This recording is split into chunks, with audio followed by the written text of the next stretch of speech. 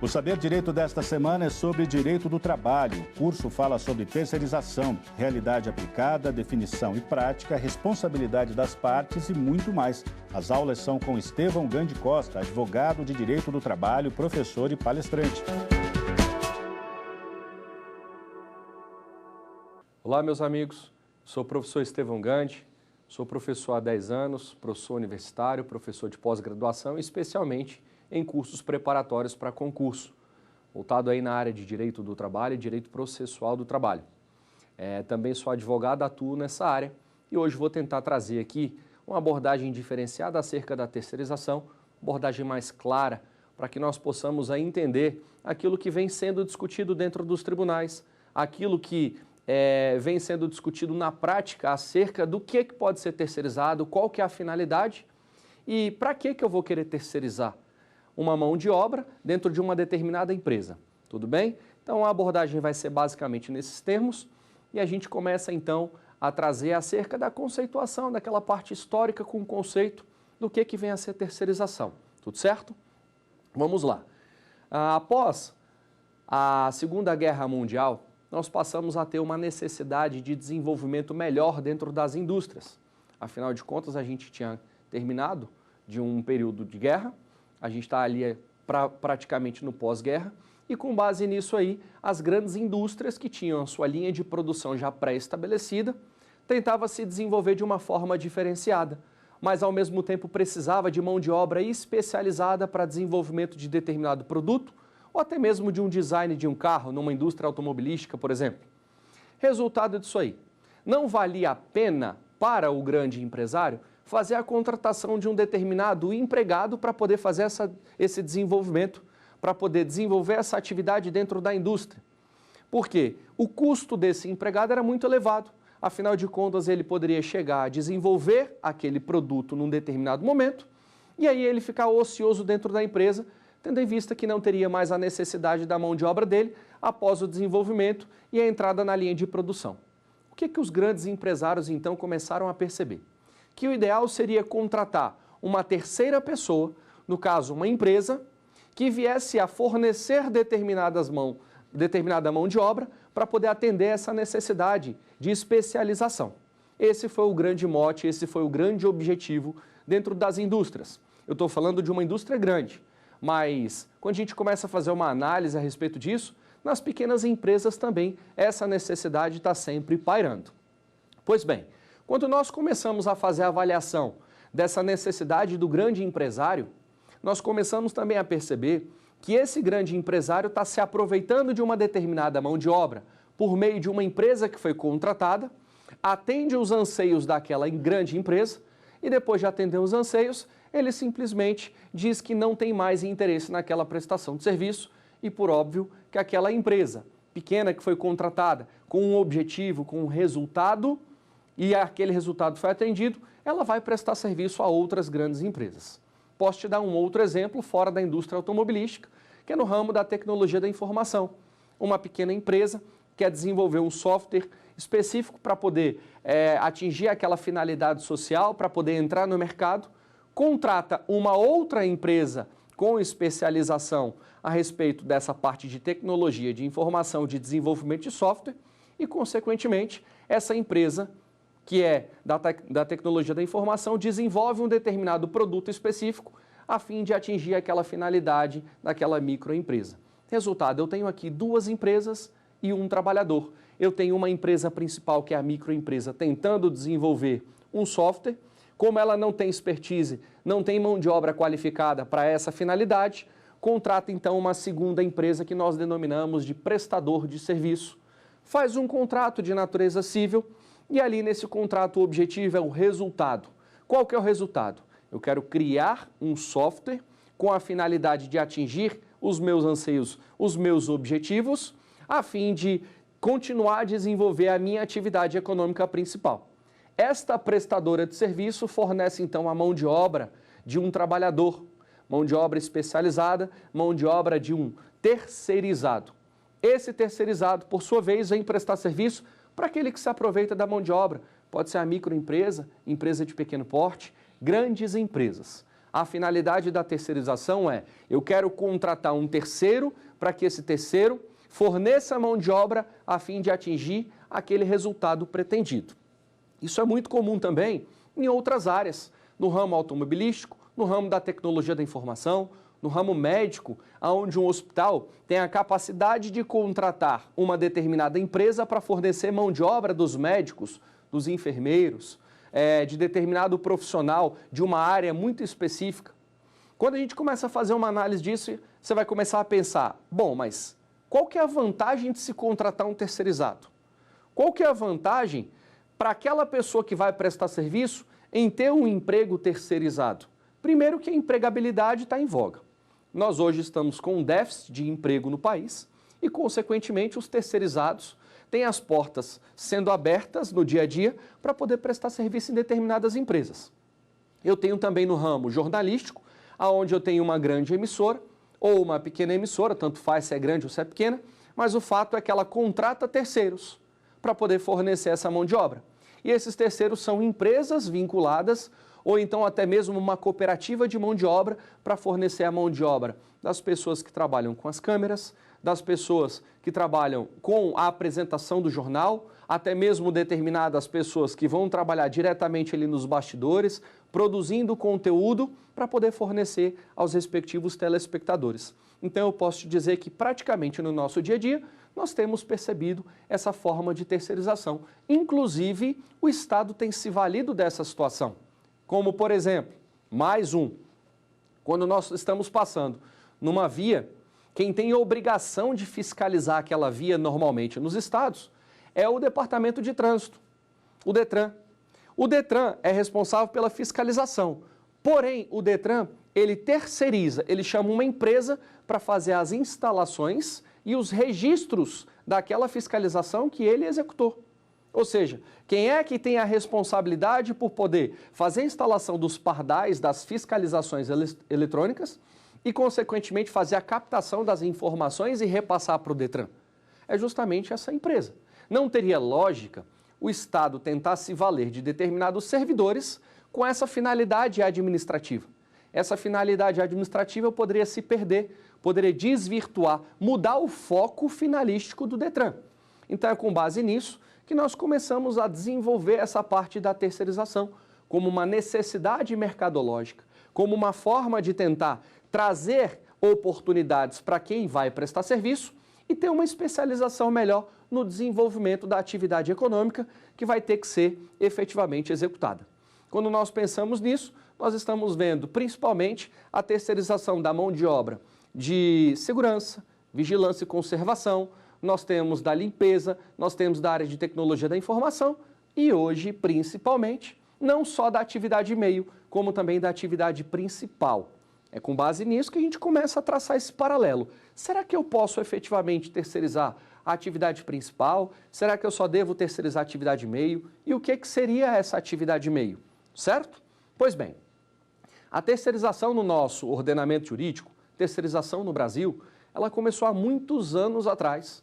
A necessidade começou a bater a porta daquele empresário que precisava de uma mão de obra qualificada e, com base nisso, o legislador então resolveu criar a possibilidade de se terceirizar até mesmo uma atividade finalística. Veio com a Lei 6.019 de 1974 que criou o trabalho temporário. Como é que funciona o trabalho temporário?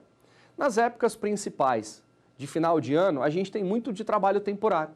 A gente começa a observar dentro dos shoppings, dentro desses ambientes, mercados, onde tem uma demanda crescente, onde os trabalhadores estão com 13º para poder gastar, que o mercado vai necessitar, o comércio vai necessitar de outros trabalhadores para poder prestar serviço, até mesmo por um determinado prazo. E aí a gente chama o trabalhador temporário. Como é que funciona basicamente isso?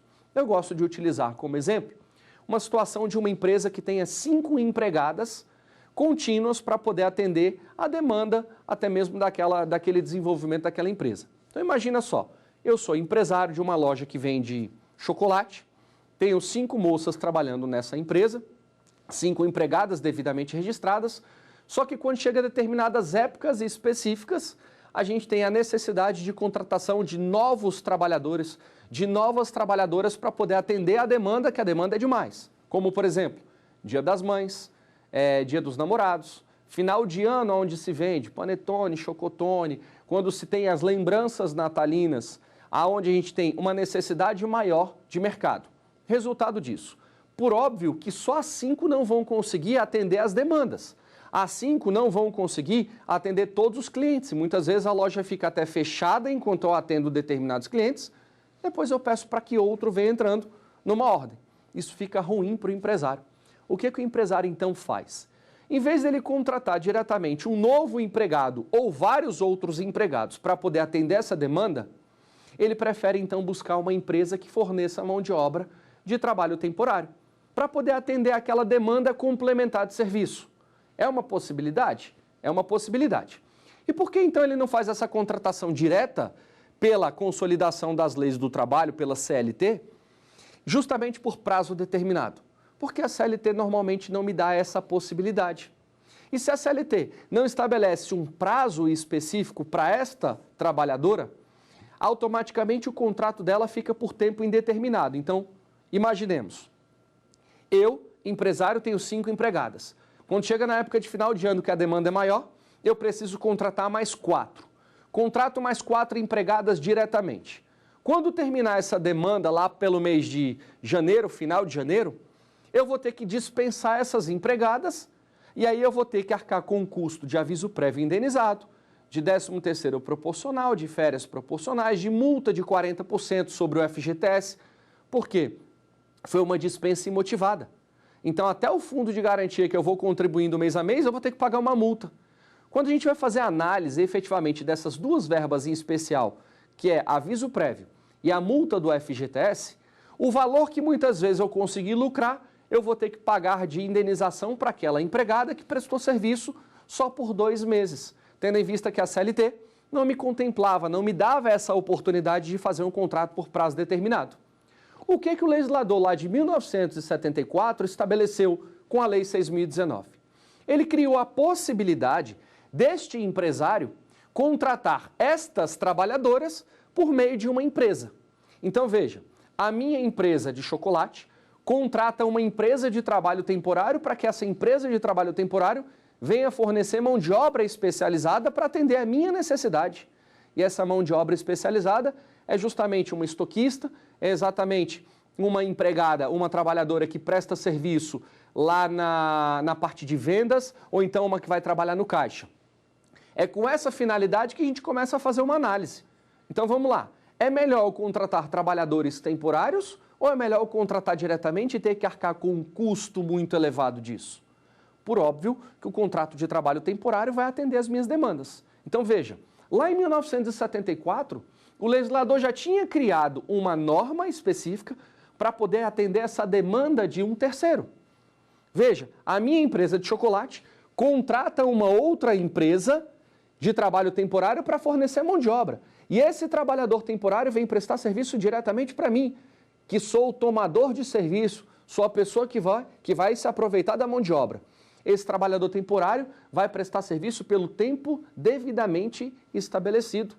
Ele recebe direitos trabalhistas? Claro que sim. Mas veja, ele está vindo prestar serviço para mim, não é meu empregado, está vinculado a uma empresa de trabalho temporário e o meu objetivo único é só um: resultado. Eu quero atender a minha demanda, eu quero atender bem os meus clientes e eu quero suprir essa minha demanda. É por isso que a gente tem essa terceirização desde 1974. Aí você vai me perguntar, bom, Estevão, mas espera aí, antes disso, existia a terceirização quando não tinha essa lei para poder regulamentar? Claro que existia. Existia a terceirização, sim, e muitas empresas já faziam isso, mas não por meio de empresa de trabalho temporário. A empresa de trabalho temporário foi uma criação legislativa por conta da necessidade de mercado. Então ela trouxe essa possibilidade e a gente tem visto isso muito, principalmente em datas comemorativas. Fique imaginando não só as datas comemorativas, mas uma situação atípica. Imagine só que nessa minha empresa de chocolate, que vende chocolate, essas minhas 5 empregadas estão prestando serviço e dessas 5, 3 ficaram grávidas praticamente na mesma época. Ou seja, quando elas forem gozar da licença maternidade, eu vou ficar sem 3 empregadas para poder atender a minha necessidade. Resultado disso, Eu busco uma empresa de trabalho temporário, um terceiro, que forneça mão de obra a fim de atender os meus anseios, a fim de atender aquela atividade econômica que está sendo desenvolvida. Isso é simples? Relativamente simples. Ficou mais cômodo, mais fácil e mais prático. Tudo bem? O que a gente vai fazer agora? Eu vou chamar a primeira pergunta só para a gente ver e testar um pouquinho o nosso conhecimento. Vamos lá?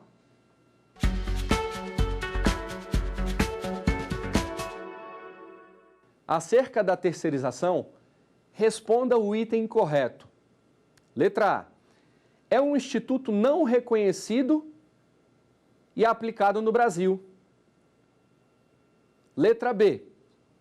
É vedada a terceirização de atividade fim. Nós tratamos a respeito disso agora há pouco. Letra C.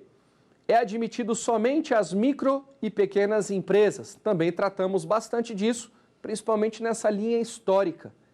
E letra D. A legislação admite a terceirização de atividade meio e fim. Vamos lá para a primeira questão e eu vou te explicando rapidamente como é que funciona. Letra A. É um instituto não reconhecido e aplicado no Brasil. A terceirização é sim um instituto reconhecido e devidamente aplicado no Brasil. Inclusive, nós temos legislação que trata do tema. Lei 6.019 de 1974. Nós temos a súmula 331 do Tribunal Superior do Trabalho que trata do tema. Então, portanto, esse item é falso. Letra B. É vedada a terceirização de atividade fim. Essa questão é um tema bastante interessante, nós ainda vamos abordar, mas o que eu posso te dizer é que a atividade meio e atividade fim é terceirizável. Nós podemos sim atender essa necessidade. A Lei 6.019, lá em 1974, já contemplava a possibilidade de terceirização da atividade fim. Lembra da minha empresa de chocolate? Lembra das minhas vendedoras?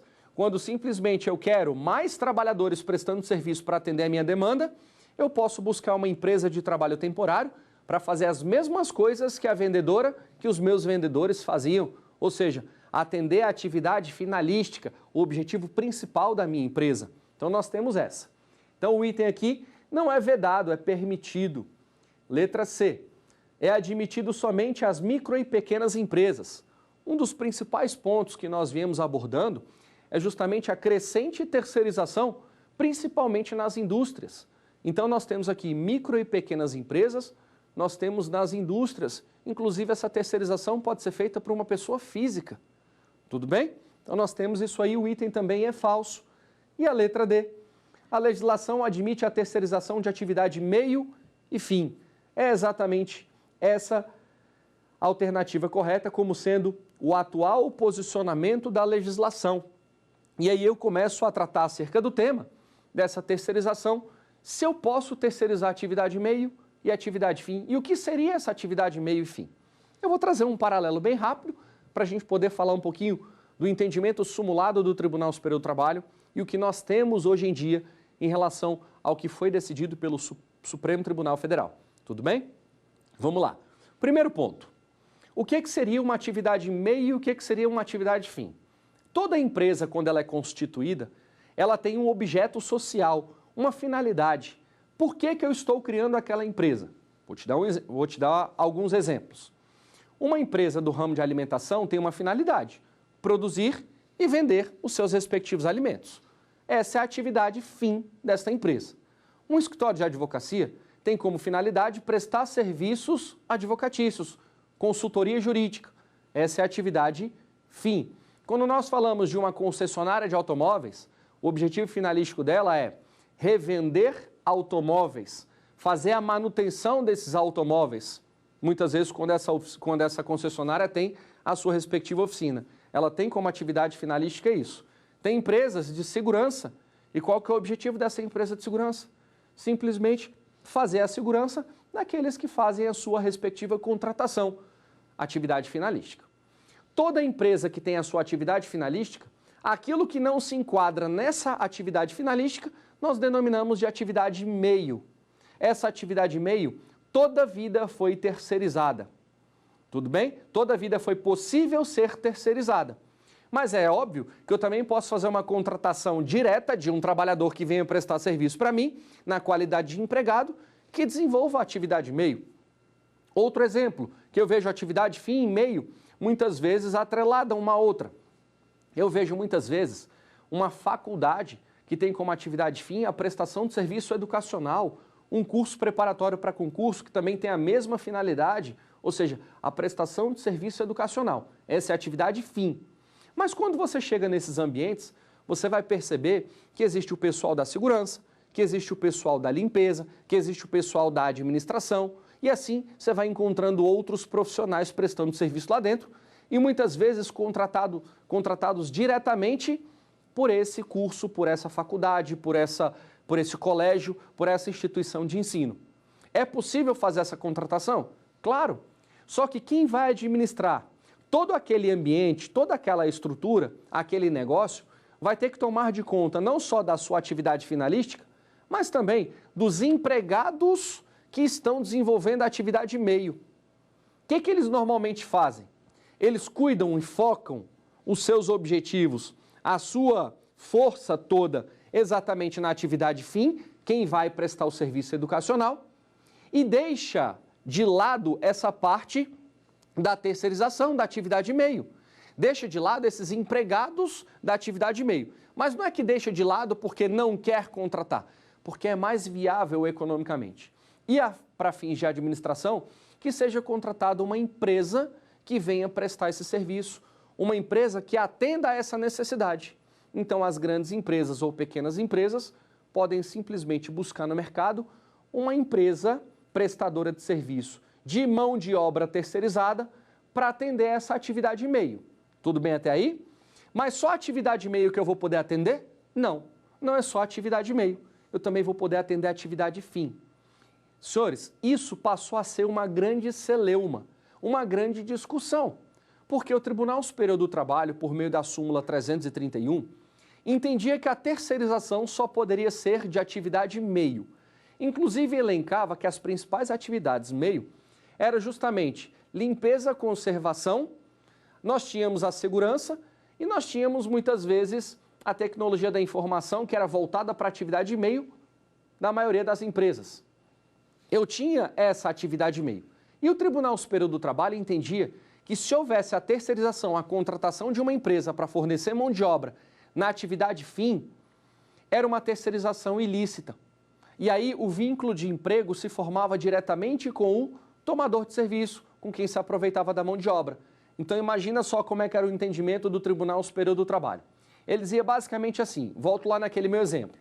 Eu, proprietário de uma empresa que vende chocolate, tenho 5 empregadas que prestam serviço diretamente para mim, são minhas empregadas com todos os direitos trabalhistas.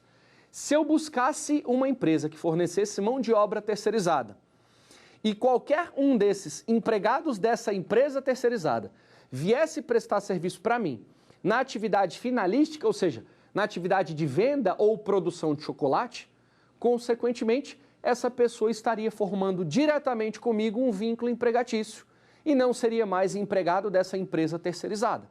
Ou seja, eu retomaria aquele estado anterior que eu não queria. Eu não queria me preocupar com determinados trabalhadores que viessem a prestar serviço para mim, porque quando eu busco uma empresa de prestação de serviço de mão de obra terceirizada no mercado, eu não quero muito saber quem é que vai executar o serviço, porque o objetivo principal é a contratação de um resultado. Eu quero o resultado atingido, eu quero a venda alcançada, eu quero que não tenha fila na minha porta, eu quero que os meus clientes saiam satisfeitos e que os consumidores, quando entrarem ali e frequentarem aquele ambiente, sejam bem atendidos. Ou seja, é o resultado que importa, não é a pessoa que vai executar o serviço. E durante muitos anos, mais de 20 anos, muito mais do que 20 anos, o Tribunal Superior do Trabalho entendeu que era proibida a terceirização da atividade fim, porque na atividade fim, quem deveria prestar serviço especificamente era tão somente o empregado daquele tomador de serviço, daquela empresa de chocolate no nosso exemplo. Tudo bem? E aí criou-se uma celeuma. A grande celeuma era essa. Posso ou não posso terceirizar, tendo em vista que não há proibição legal.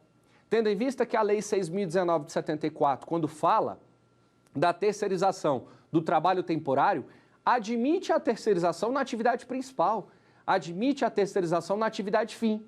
Só que a discussão era, Mas lá, na letra da lei, ele admite, na atividade fim, sim. Porém, é por curtos períodos de tempo. Tanto é que é um trabalho temporário. É uma especificidade para atender uma demanda complementar de serviço, para poder fazer uma necessidade de substituição do seu pessoal organizado. E aí, resultado? Diante disso aí, durante muitos anos, o Tribunal Superior do Trabalho considerou a ilicitude da terceirização na atividade fim e sempre estabeleceu que o vínculo de emprego se formaria diretamente com quem se aproveita da mão de obra, com o tomador de serviço, no caso. Resultado disso aí. Diante de muita discussão, recentemente, no ano de 2018, o tribunal conseguiu fazer com que chegasse ao Supremo Tribunal Federal um recurso extraordinário e também tivesse uma ADPF, uma arguição de descumprimento de preceito fundamental, ADPF número 324 e o recurso extraordinário 95.82.52. O recurso extraordinário veio com uma repercussão geral e a ADPF era justamente para poder estabelecer se era ou se não era permitido terceirizar a atividade fim. E aí começou a discussão, porque se o Supremo Tribunal Federal declarar que é possível terceirizar a atividade fim, eu posso te dizer que eu não vou mais ter a necessidade de contratar nenhum empregado e posso simplesmente terceirizar toda a minha mão de obra para poder prestar serviço na minha empresa.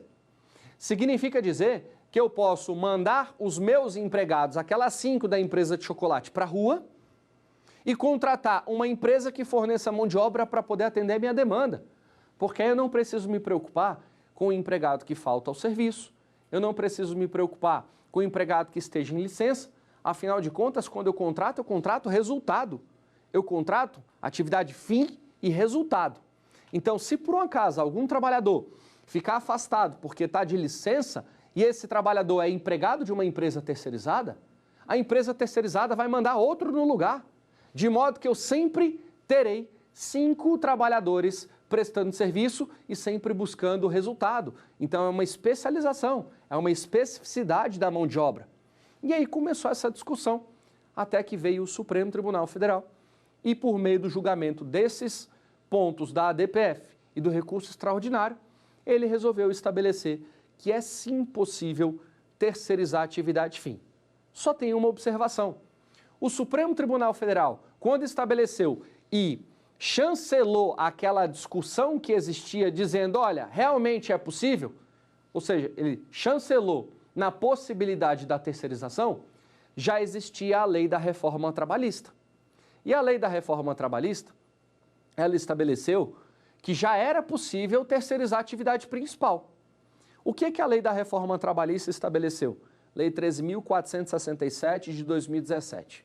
Ela acrescentou alguns artigos à Lei 6.019 de 74. Lei 6.019 de 74, só para a gente recapitular, é a lei que regulava o trabalho temporário. E a lei que regula o trabalho temporário já estabelecia a possibilidade de terceirização de atividade fim, só que por curtos períodos de tempo. Tudo bem até aí? A lei já estabelecia.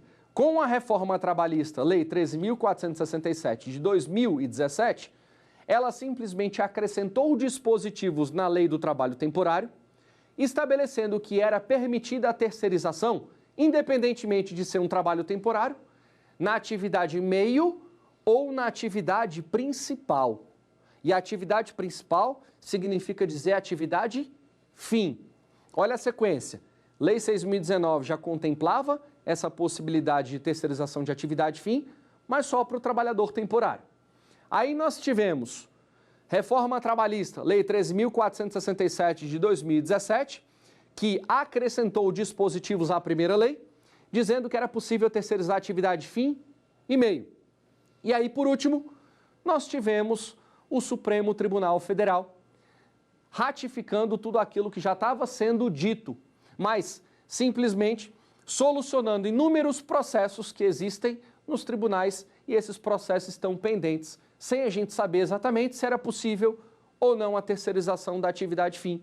E aí ele julgou essa arguição de descumprimento de preceito fundamental 324 e o recurso extraordinário 95.82.52 justamente dizendo acerca da possibilidade da terceirização da atividade fim. Isso resolve uma série de processos? Sim. Isso resolve uma série de questionamentos acerca da vedação que existia lá na súmula 331 do Tribunal Superior do Trabalho? Também.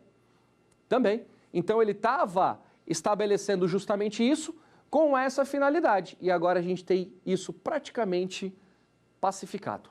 Vamos fazer o seguinte? Vamos fazer um teste agora de conhecimento com uma segunda pergunta. Vamos lá?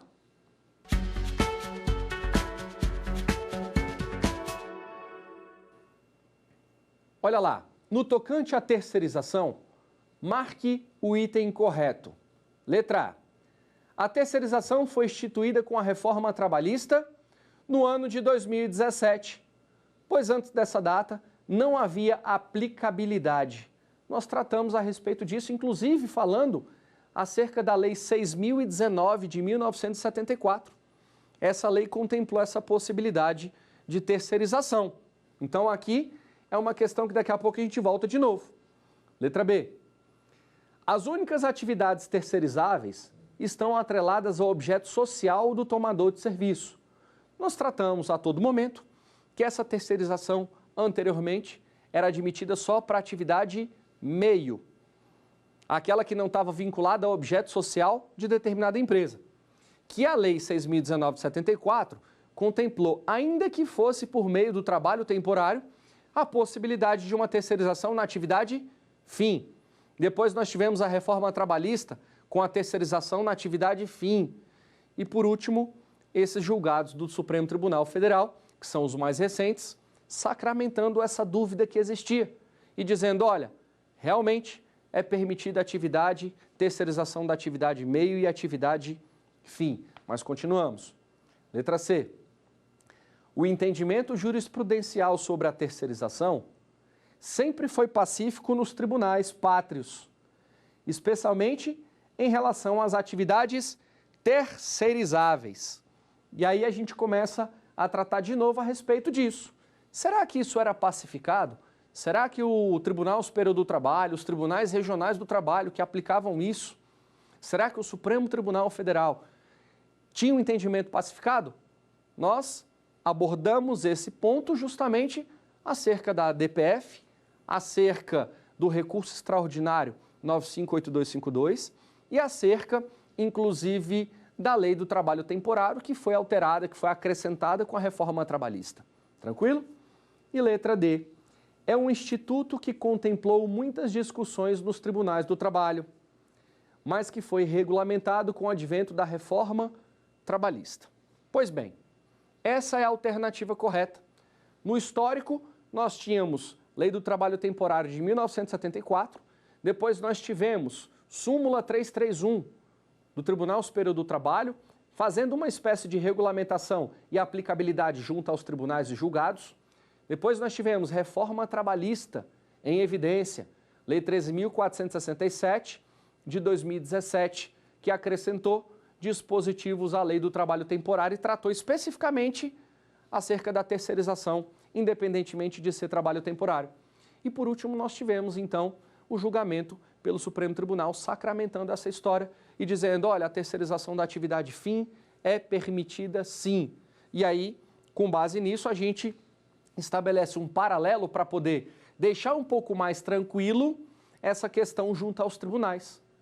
Principalmente aqueles processos que estavam pendentes, onde foi declarada a ilicitude de determinado ponto, de determinada terceirização e responsabilização, para poder dizer, ó, é possível terceirizar a atividade fim. Então, diante de todas essas questões, a alternativa D é a alternativa correta. A alternativa A, a terceirização não foi instituída somente no ano de 2017, porque a gente já tinha uma regulamentação por meio da súmula 331, por meio da Lei 6.019 de 1974, e ela já era aplicada, inclusive, em tempos anteriores, por ausência de vedação legal nesse sentido. A letra B, as únicas atividades terceirizáveis estão atreladas ao objeto social do tomador, ou seja, só são as atividades fins ou posso terceirizar a atividade fim e meio? Aqui no caso, eu terceirizo a atividade fim e terceirizo também a atividade meio. Letra C, o entendimento jurisprudencial sempre foi pacífico nos tribunais. Falso. Ele não foi pacífico. Sempre houve uma discussão acerca dessa responsabilização, acerca da possibilidade de terceirizar atividade fim e atividade meio. Inclusive, a discussão que existia antes dessa decisão do Supremo, essa recente decisão do Supremo, posso dizer recente porque foi a última, é que a súmula 331 não poderia regulamentar ou restringir a terceirização somente da atividade meio. Tudo bem? Então, sempre existiu uma celeuma, sempre existiu uma discussão acerca da terceirização. Tudo certo até aqui? A gente vai dando continuidade e passamos aí a abordar justamente exemplos práticos de terceirização. E como é que vai ser agora essa questão da terceirização? Quem que vai querer terceirizar? Será que o trabalhador perde os seus direitos, continua com os seus direitos? Será que vai ter que ter uma fiscalização a respeito disso? Tudo isso aí é aquilo que está sendo abordado pela doutrina, é o que está sendo abordado pela jurisprudência, é o que os nossos doutrinadores e aqueles estudiosos contínuos estão aí tratando. Eles estão dizendo que simplesmente vai ser possível que uma empresa não tenha nenhum empregado direto, contratado diretamente por ela, e que toda a mão de obra seja encaminhada por uma outra pessoa. Se você for pensar a respeito disso, você vai dizer, bom, a empregabilidade vai se restringir. Sim, ela se restringe somente em quem contrata diretamente.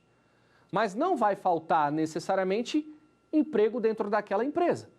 Porque para que aquele empresário venha preencher os seus quadros e atender a sua necessidade e colocar a sua empresa para poder produzir, ele vai precisar de trabalhadores. É óbvio que não vai ser empregado diretamente dele, mas pode ser terceirizado. E o terceirizado tem uma relação de emprego direta com a empresa. Essa empresa terceirizada, essa prestadora de serviço, que nós denominamos de prestadora de serviço ou empresa interposta, ela tem que contratar diretamente os empregados para poder fornecer mão de obra para os tomadores de serviço. Então, por que a gente chama de terceiro? Porque tem o primeiro que se aproveita com a mão de obra, que a gente chama ele de tomador de serviços. Nós temos a empresa interposta. E por que ela é interposta? Porque ela está sendo colocada entre o tomador que vai se aproveitar da mão de obra e quem vai prestar o serviço lá embaixo.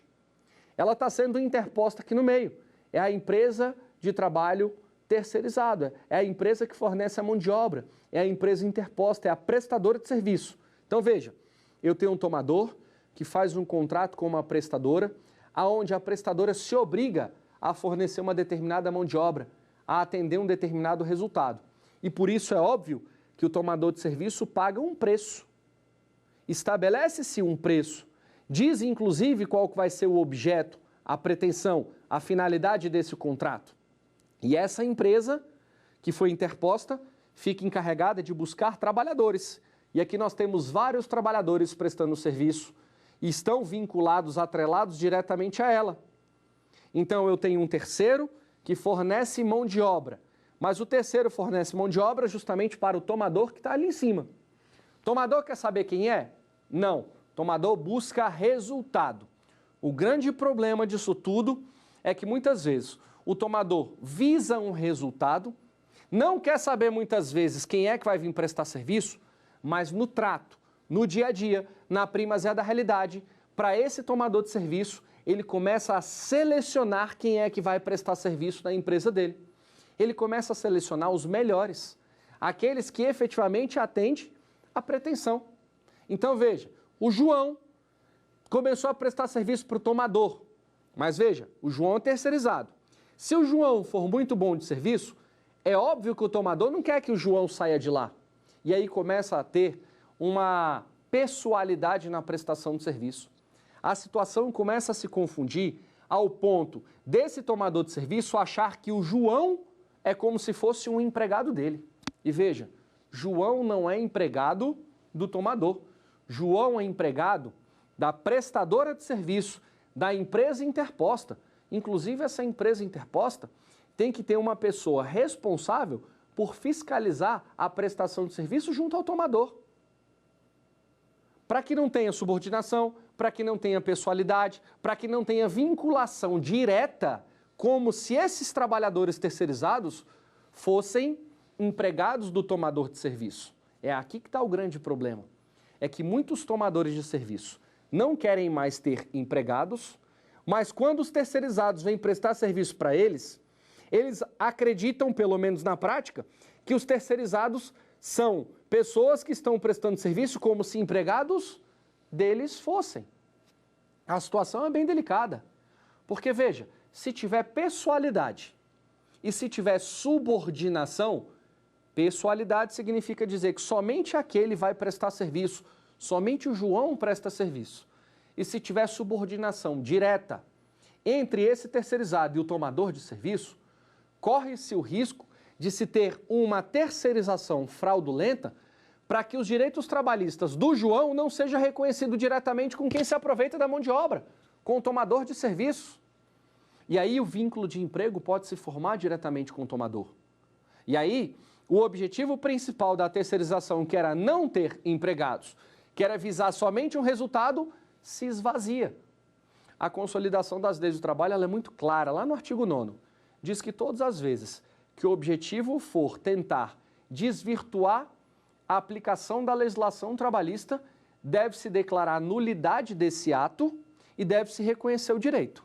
Aí tem gente que vai dizer, mas espera aí, Estevão, como é que eu vou reconhecer o direito se existe um contrato onde está estabelecido que não haverá vínculo empregatício, onde tem um contrato que está estabelecido em que eu faço uma pactuação diretamente com a empresa que fornece mão de obra e eu não tenho nenhuma responsabilização direta em relação àqueles trabalhadores que vão prestar serviço para mim. Senhores, no direito do trabalho, a gente adota um princípio chamado princípio da primazia da realidade.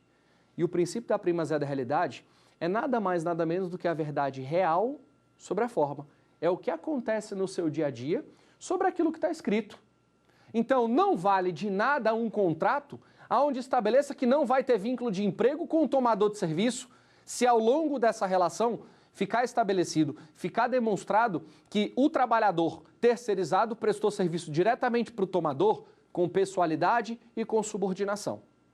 Se tiver pessoalidade e subordinação, vínculo de emprego diretamente. Veja, quem se aproveita da mão de obra terceirizada visa resultado. Ele não escolhe a pessoa e nem estabelece que somente aquela pessoa deve prestar serviço. E é com base nisso que a gente tem que ver se essa terceirização está correta no seu dia a dia ou se ela está equivocada, se padece de uma ilicitude e se é possível ter a declaração de nulidade da contratação firmada para que tenha um reconhecimento de um vínculo diretamente com o tomador, onde todos os direitos trabalhistas serão reconhecidos diretamente com quem se aproveita da mão de obra. Aí você vai dizer, tá, e como é que fica com o prestador de serviço? O prestador de serviço não pode deixar somente um único trabalhador lá dentro, sempre o mesmo, sem fiscalizar, sem dar as ordens de como deve ser feito o serviço. O tomador só visa resultado. Como é que o serviço vai ser executado, não importa.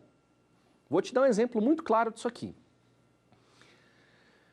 Quando eu comecei a dar aula, eu dava aula numa faculdade, num determinado local. Era uma faculdade que só existia ela ali naquele local. Quando eu chegava normalmente, na segunda e na quinta que eu dava aula pela manhã, eu encontrava o porteiro. E o porteiro muitas vezes falava do meu time de futebol e deixava a cancela travada, até eu falar que o time dele era melhor do que o meu. Sempre numa brincadeira. Veja, o porteiro da faculdade, que ficava lá na catraca para poder autorizar, para ver se o carro passava ou não na cancela, ele era um porteiro que prestava serviço terceirizados à faculdade.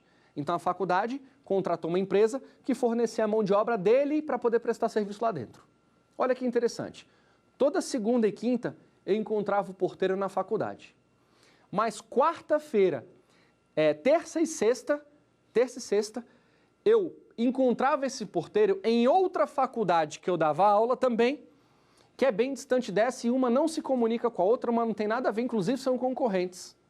Veja, segunda e quinta pela manhã, porteiro na faculdade A. Terça e sexta à noite, o mesmo porteiro na faculdade B. Por quê? Porque as faculdades, coincidentemente, contrataram a mesma empresa para que viesse a fornecer mão de obra.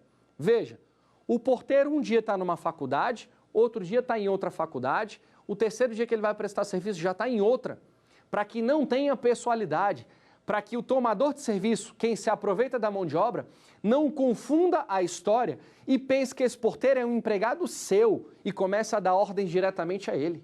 E eu perguntava para ele, o que você está fazendo aqui? Aí ele batia a mão no paletó e dizia, é a mesma empresa que presta serviço nos lugares. Resultado disso aí, não tinha pessoalidade, porque o objetivo das faculdades é o resultado, é alguém que fique na portaria, fiscalize quem entra e quem sai da faculdade, tenha um controle de acesso e tenha uma certa segurança.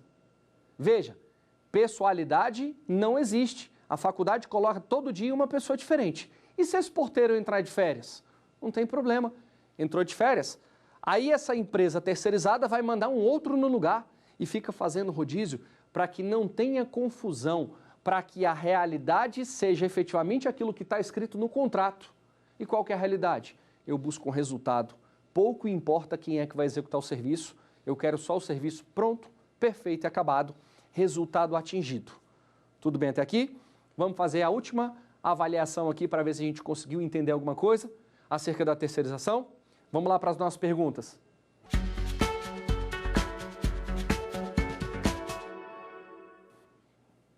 A terceirização pode ser considerada como, letra A, uma vedação à criação de novos empregos. Será que é uma vedação mesmo a criação de novos empregos? Ou com a terceirização e com essa possibilidade de terceirizar atividade fim e meio, vão abrir novas oportunidades de emprego? Letra B, em regra, uma maneira de redução ou restrição de direitos trabalhistas. A terceirização pode ser considerada como, em regra, uma maneira de redução ou restrição de direitos trabalhistas? Ou os direitos permanecem intactos para aqueles terceirizados, para aqueles empregados que estão prestando serviço e vinculados à empresa prestadora de serviço? Vamos lá. Letra C. Não sofre nenhum tipo de controle por parte do Estado. Será que a terceirização sofre algum controle por parte do Estado para a gente saber se é atividade meio, se é atividade fim, para a gente saber se os direitos trabalhistas estão sendo reconhecidos, se o Ministério do Trabalho pode fiscalizar, se a Superintendência também pode fiscalizar? Então vamos lá. Letra D. Uma contratação cujo objetivo é o resultado. A terceirização pode ser considerada como uma contratação cujo objetivo é o resultado? Essa é a alternativa que a gente deve marcar. Por que a gente tem que marcar essa alternativa? Veja, quando eu busco uma mão de obra qualificada no mercado, que eu contrato uma empresa interposta, que essa empresa vem prestar serviço para mim fornecendo mão de obra, o objetivo é justamente esse, é o resultado. Eu não quero saber quem é que vai prestar o serviço. Para mim não importa a questão da pessoalidade. Se o resultado for atingido satisfatoriamente, eu continuo com essa terceirização. O dia que eu quiser buscar somente fulano para poder prestar serviço, somente o João, e que ninguém mais sirva além do João, aí eu vou ter que contratar ele diretamente como sendo meu empregado. Tudo bem? Então o objetivo é justamente esse, é um resultado. Certinho até aqui? Vamos adiante. Quando nós ainda falamos acerca da terceirização, a grande celeuma que existia era justamente essa questão da terceirização de atividade fim. E tem gente que vai dizer assim, bom, e os processos que estavam em curso e que ficaram suspensos para poder dizer se essa terceirização era lícita ou ilícita? É óbvio que a gente vai ter que ver como é que vai ser o andar dessa situação. Mas se por um acaso algum julgado foi declarado trazendo uma certa responsabilidade por conta da ilicitude, a situação toda vai mudar. Tudo bem? Porque aí o Supremo Tribunal Federal, ele decidiu, ele definiu e estabeleceu de uma certa forma. A grande preocupação mesmo, que inclusive a gente viu aqui em umas questões, é se os direitos trabalhistas, eles serão mitigados, se eles serão reduzidos, se eles serão restringidos com a terceirização. Senhores, aqui é uma opinião e é o que eu tenho visto no mercado, ainda mais que eu tenho dado consultoria para empresas nesse sentido. A primeira coisa quando o Supremo declarou que a terceirização era lícita, e a primeira coisa que os empresários que eu advogo para eles vieram me procurar, isso aqui é uma questão prática, era se eles deveriam mandar todos os empregados embora e contratar terceirizado para não ter a dor de cabeça de administrar pessoal. E aí eu falei, olha, se você mandar todos embora, é óbvio que os novos que chegarão de empresas terceirizadas não vão conseguir atender às suas necessidades, principalmente porque eles não vão saber como é que é sistemático o andamento da atividade econômica aqui dentro. Esse é o primeiro ponto. O segundo ponto, é óbvio que você pode fazer isso ao longo do tempo. Aí eles me perguntavam assim, mas se eu fizer isso, a empregabilidade vai diminuir? Não vai diminuir. Talvez a gente crie novos postos de trabalho onde não existia. Por que não vai diminuir?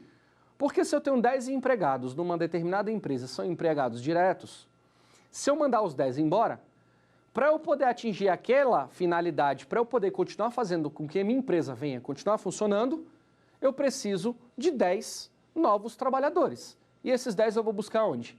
Na empresa de trabalho temporário. Eu vou ter que buscar na empresa de trabalho temporário esses 10 trabalhadores para vir prestar serviço e atender às minhas necessidades, porque senão eu vou chegar à beira, posso até dizer, da falência. A minha empresa não vai continuar a prestar o serviço. Ao longo do tempo, o que tem acontecido desde a reforma? Muitas empresas, imediatamente pós-reforma, dispensaram seus respectivos empregados ou foram substituindo ao longo do tempo, e tem empresas hoje que não tem nenhum empregado vinculado a ela diretamente. Diretamente a ela só tem os seus administradores, ou diretores, ou sócios proprietários, que são responsáveis por fazer com que aquela empresa venha a ser gerida. Tudo bem? Os trabalhadores que estão prestando serviço normalmente são de empresas terceirizadas. E esses trabalhadores têm atendido bem essa expectativa, porque normalmente eles estão exigindo qualificação, capacidade técnica. E essa capacidade técnica, muitas vezes a própria empresa, o próprio empregador direto que se aproveitaria da mão de obra, não vai conseguir encontrar no mercado ou encontra por um custo muito mais elevado, uma mão de obra muito mais cara, apesar do nível de desemprego altíssimo no país. Tudo bem? Então, é possível que isso venha a acontecer ao longo do tempo? É. Ainda mais que é bom a gente ressaltar que existem novas modalidades de contratação. Principalmente aqui eu faço uma ressalva do contrato de trabalho intermitente. É uma nova modalidade, é muito cômodo para o empregador e para o empregado fica uma situação um pouco ruim. Então, empresas terceirizadas, aquelas que vão fornecer mão de obra, podem contratar inúmeros empregados sob essa modalidade para, inclusive, reduzir o custo operacional e financeiro dela. E quando for necessário prestar serviço para o tomador, ela encaminha os trabalhadores lá para o tomador de serviço para que ele possa se aproveitar dessa mão de obra. É uma boa? A gente vai ter que ver isso ao longo dos anos para saber se é efetivamente uma boa. Restringe direito trabalhista? Eu entendo que não restringe, porque por mais que eu mande todos os meus empregados diretos para a rua, a terceirizada vai ter que me fornecer a mesma quantidade de trabalhadores que prestavam serviço para mim. E esses trabalhadores são empregados da terceirizada. Logo, eles estão atrelados, vinculados e têm todos os direitos trabalhistas respeitados. Tem fiscalização? Tem, pela Superintendência Regional do Trabalho nos estados.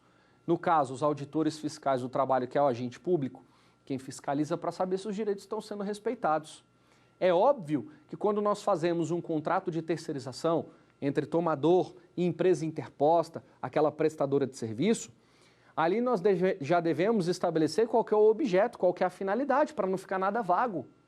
Então eu tenho atividade meio, eu tenho atividade fim sendo terceirizada, mas que deve estar escrito ali especificamente no nosso contrato, ainda que ele seja de natureza civil, mas que existe um contrato de natureza trabalhista entre esses trabalhadores e a prestadora de serviço. Tudo certo até aqui? Vamos só fazer um apanhado geral para a gente terminar e depois eu já de antemão te convido para a nossa próxima aula. O apanhado geral é basicamente o seguinte: nós tivemos uma evolução histórica muito boa acerca da terceirização, até mesmo pela necessidade do mercado, principalmente no período pós-Segunda Guerra. Pós-Segunda Guerra Mundial, aqui no Brasil principalmente, a gente conseguiu haver a possibilidade de criações de novas modalidades de contratação e a terceirização ela se destacou bastante, principalmente quando se tratava de curtos períodos de tempo, de atender uma demanda de trabalho temporário. Tanto é assim que veio com a Lei 6.019 de 74. Depois disso aí, a terceirização continuou, mas o Tribunal Superior do Trabalho editou uma súmula, a súmula 331, que veio a tentar estabelecer regras específicas daquilo que poderia ser terceirizado e aquilo que não poderia ser terceirizado, se poderia formar um vínculo de emprego diretamente com o tomador de serviços ou não. Tudo bem? Com essa súmula do Tribunal Superior do Trabalho, nós passamos a entender que somente era permitida a terceirização de atividade meio, que não podia ter pessoalidade e nem subordinação diretamente com o tomador, senão o vínculo de emprego se formaria diretamente com ele e a finalidade da terceirização se esvaziaria. Tudo certo?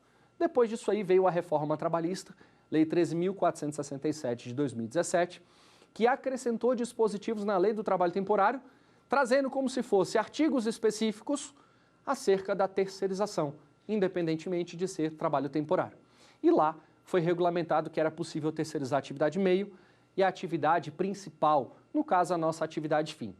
Para poder sacramentar tudo isso e estabelecer e acabar com aquela discussão que sempre existiu, nós passamos a ter então um julgado pelo Supremo Tribunal Federal na ADPF número 324 e no recurso extraordinário 958252, que disse e que estabeleceu e uniformizou nosso entendimento dizendo que era possível terceirizar a atividade fim.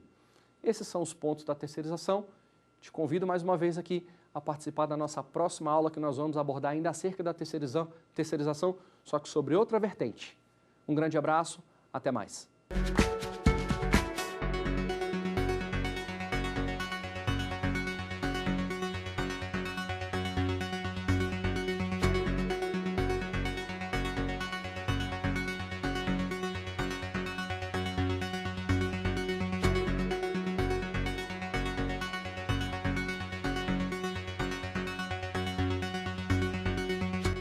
Quer dar uma sugestão de tema para os cursos do Saber Direito? Então mande um e-mail para saberdireito@stf.jus.br ou entre em contato pelo nosso WhatsApp. O número é este que aparece na sua tela. Você também pode estudar pela internet. Basta acessar o site tvjustiça.jus.br ou rever as aulas no canal da TV no YouTube, TV Justiça Oficial.